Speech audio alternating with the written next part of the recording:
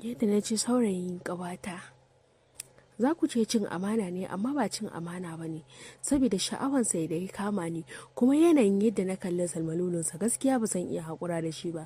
Abu ne wanda na ga ya burge ni, kuma gaskiya zai kai min yadda nake so, saboda na jima ban samu salmalolo irin tasa ba. Yadda na ci saurayin ƙawata, wata rana na ziyarci ƙawata da daddare bayan isha, bayan na tashi karatun dare, sai na ziyarci gidansa ƙawata. Karam na yanki kwanan gidansa ƙawata saboda akwai wani lungu da muka saba zama da ƙawata a lungun kafin a shiga gidansu. Kawai sai na ji kamar ana gurnani a gurin.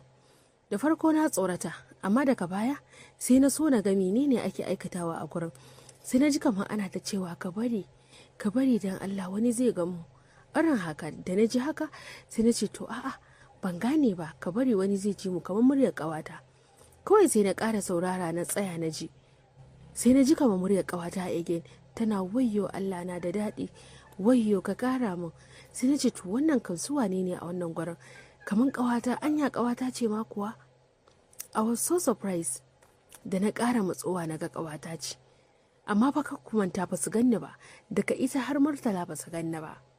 Abin da na yi shine sai na koma da baya, na koma gidanmu. Washe gari da muka gamu da ƙawata irin layi, na ce mata saurayinki ya zo? Su ce mai ya zo jiya, amma bai ma jima ba ya tafi. Sai ya ce mata oke, irin haka sama haka. Aka sake kwana biyu, na shigo gidansa ƙawata zan wuce, sai na gansa a manne da juna. Suna gani na sai suka razana suka baji. Na biyu kenan. Na uku shine sai abin ya sake damuna, ya ci gaba da damuna, wato kullum sai in ga kamar like ina son na ci gaba da ganin su suna yin wannan abin da na gani suna yi, saboda ni ma in irin like kun san babu yadda za a yi ka ga namiji da mace suna saduwa baka ji kamar kai ake ci ba, ko kuma ka ji kai kake ci. Wannan abin, wannan feelings din sai ya same ni, ina son na ji ana ci na nima, ko kuma ina son na ji, ina son in ga suna sake yin wannan, wanda ranar da same su a wannan lungu. So suddenly kawai aka kwana biyu, wata rana ina zuwa kawai sai na sake ji kamar su ne, saboda ƙawata already ta gaya min cewa saurayinta zai zo. Da na taimi cewa saurayinta zai zo, sai na taima lokacin da ya kamata a ce na je. A gida ma ba a san na fita ba, kawai sai na yi na fita saboda dare ya yi sosai, saboda lokacin kamar it's like 8 something to 9. Sai na zari jiki na gudu na tafi gurin. Kawai ina zuwa kawai so suddenly a tsorace sai na fara jin gurnani, yana wayyo baby kin iya cina, irin yana ta ihu kina da daɗi, kina da daɗi, kina da daɗi, irin like sosai ɗan nan. Kawai ba su san ina kansu ba, ya kwantar da ita ma a kasa yana cinta, kawai sai gane yana cinta, ni kuma ina ta kallo yadda yake cinta, amma akwai duhu a gurin, amma ba sosai ba, kuma ba wai irin sosai suke ihun nan ba, ihun dan a hankali ne, kuma wannan lungun ba kowa ke bansa ba, more especially layin mu shiru ne sosai. Kawai abin da na yi shine sai na nemi guri na zauna, ina ta ji abubuwa na ta zubo min daga jikina, so nake nima na ji zalmalolonsa a jikina. Kawai da na gaji sai na matso, sai na ce to yau kan na gan ku ashe abin da kuke yi kenan. Sai suka ce to don Allah ya rufa musu asiri, irin suka razana dan nan, ya rufa musu asiri kaza. Sai na ce to ni gaskiya ba zan iya rufa muku asiri ba, saboda ni sai an yi min abin da naga ana yi. Me yin suke ji a abin da suke ji, ni ma ina son in ji. Sai ƙawata ta ce wallahi zan bari ya miki, ƙawata zan bari ya miki, don Allah ki zo, don Allah ki zo, saboda kakki tona mana asiri. Ni ko kawai da jin haka, saboda nace to tarkona ya kama tsuntsuwa, na ce a ni gaskiya ba zan bari a ci ni ba, sai dai in faɗa abin da, in fallasa abin da naga kuke yi. Suka ce Allah za su ji yadda ni daɗi, wallahi in bari su yi min. Na ce a ba zan bari ba, ni dai sai na fallasa, irin like ina ta musu farka. Kawai abin da za a yi, sai naga ƙawata ta cafko ni, kawai ta cafko ni, ta matso da ni, shi kuma ya jawo ni kusa da shi.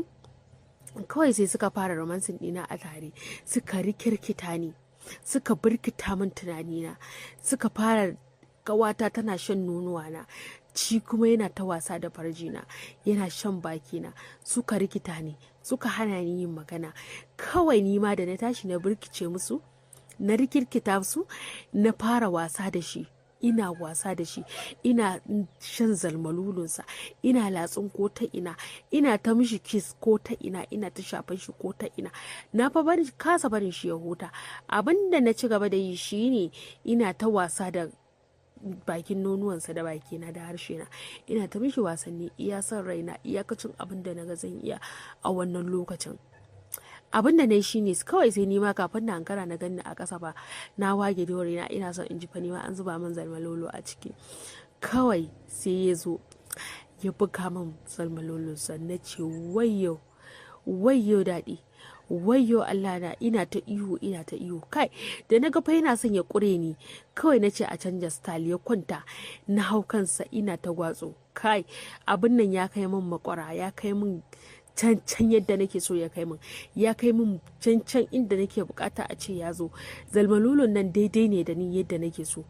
Kai na ce ƙawata, ina ta ihu ina wayyo ƙawata, ashe daɗin da kike ji kenan, kika banni a baya bana ji. Ƙawata wayyo, ki zo ki cece ni, daɗi zai kashe ni, wayyo wayyo. Kai zo ku ji lungun na ranar sauran kaɗan a rambo mu a lungun nan, amma dai Allah ya kiyaye.